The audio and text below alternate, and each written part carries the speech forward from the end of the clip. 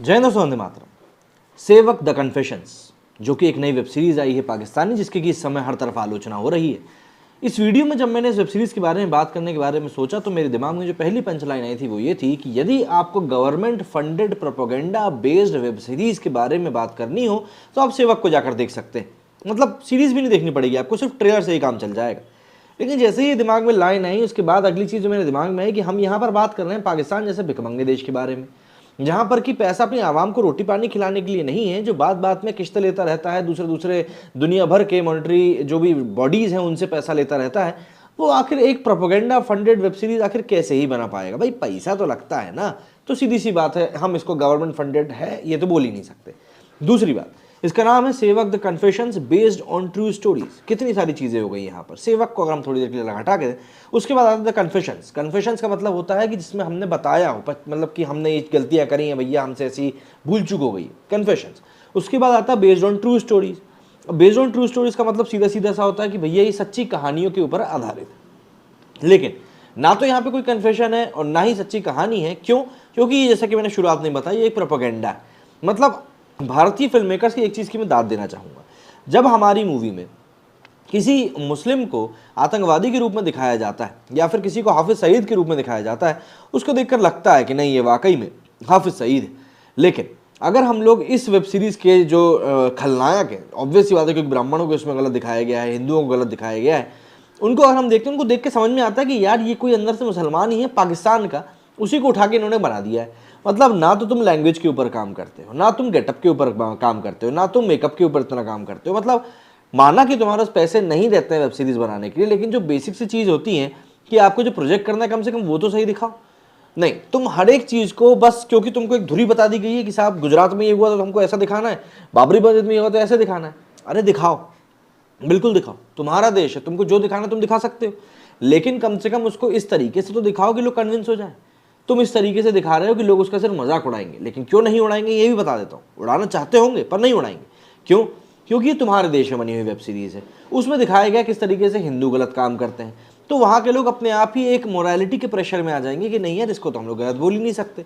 और बस उसके बाद होगा वही कि एक साथ भेड़चाल चलने लगेगी, सोशल मीडिया पर इसके बारे में बातें होना शुरू हो जाएंगी।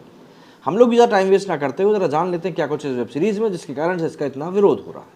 और सबसे बड़ी बात जो एक बताना भूल ही गया, इसका ट्रेलर पता है कब रिलीज़ किया गया है? 26 नवंबर को, 26/11 को। क्या हुआ था उस दिन? ताज होटल मुंबई, ओबरॉय, इन सब याद ही होगा आप लोगों को। मतलब ये इतने बड़े वाले गधे लोग हैं ना, गधे भी कहना शायद इनको गलत होगा। माइनॉरिटीज़ के खिलाफ अत्याचार और उनके नरसंहार और धर्मांतरण सहित आतंकवाद के लिए दुनिया भर में बदनाम कुख्यात पड़ोसी देश पाकिस्तान उधार लेकर भी भारत के खिलाफ नफरत और प्रोपेगेंडा जारी रखता है। खस्ताहाल पाकिस्तान में एक वेब सीरीज़ बनी जिनमें ब्राह्मणों और हिंदुओं को अत्याचारी और क्रिमिनल के रूप में दिखाया गया है। इतना ही नहीं, सिख दंगे, गुजरात दंगे, बाबरी जैसे विवादास्पद मुद्दों को भी अपने ही हिसाब से तोड़ मरोड़ कर दिखाया गया है। पाकिस्तान में बनी इस वेब सीरीज़ का नाम है सेवक द कन्फेशन। ये वेब सीरीज़ 26 नवंबर 2022 को रिलीज़ हो रही है, लेकिन अब लोगों पर इसका ध्यान गया है। इसके एपिसोड यूट्यूब पर मौजूद है। इसमें पाकिस्तान के हिंदूफोबिया से ग्रसित होने के लक्षण साफ नज़र आ रहे हैं। और सबसे बड़ी बात, यूट्यूब के ऊपर आखिर इतनी हेट फैलाने वाली वेब सीरीज़ कैसे रिलीज़ हो गई, ये भी सोचने वाली बात है। इस प्रोपेगेंडा वेब सीरीज़ में 1984 के सिख विरोधी दंगे, गुजरात, बाबरी ढांचा, ग्राम स्टैंस, विवादित द्वीप सिद्धू, हेमंत करकरे, गौरी लंकेश और जुनैद खान को लेकर प्रोपेगेंडा फैलाने की कोशिश करी गई। इसका डायलॉग है, साधु जी कहते हैं जिस दिन मनुष्य जन्म लेता है उस दिन उसका राक्षस भी जन्म लेता है। मतलब आप समझ रहे हैं, साधु के साथ में उसका राक्षस भी जन्म लेता है। इसी चीज़ पर लोगों की प्रतिक्रिया में विरोध भी आना शुरू हो गया है। ट्रेलर देखने के बाद ट्विटर पर सोशल मीडिया यूज़र्स अपनी प्रतिक्रियाएं दे रहे हैं। जैसे कि कई सारे यूज़र्स हैं, जिसमें कि सबसे पहले अगर हम बात करें जिसके मेकर्स हैं, गुलाम अब्बास, इन्होंने लिखा, trailer a bold take on Hindutva Pakistani 8 episode web series the confession based on true events between 1984 and 2022। The series is based on the life of Deep S. Sidhu, Gauri Lankesh, Hemant Karkare, Graham Staines, Junaid Khan, Surekha Bhotmange, Babri mosque and Gujarat riots. मतलब सब कुछ बता दिया इनने किसके ऊपर। अब उनके इसी ट्वीट के ऊपर एक व्यक्ति सत्यजीत ने ट्वीट किया है, आफ्टर वॉचिंग दिस, मतलब अपनी आंखों में वो हार्पिक डालते हुए नजर आ रहे हैं।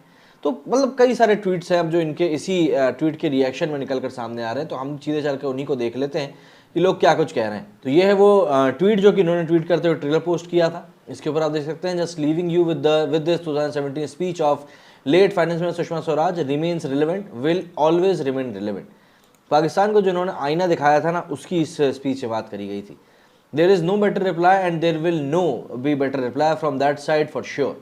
ये वो ट्वीट है जिसमें कि आंखों में हार्पिक डाला जा रहा है। इसके आगे भारत राधाकृष्णन ने लिखा है कि अबे खुद के देश को देख, तेरे पीएम भीख मांगते फिर रहा है।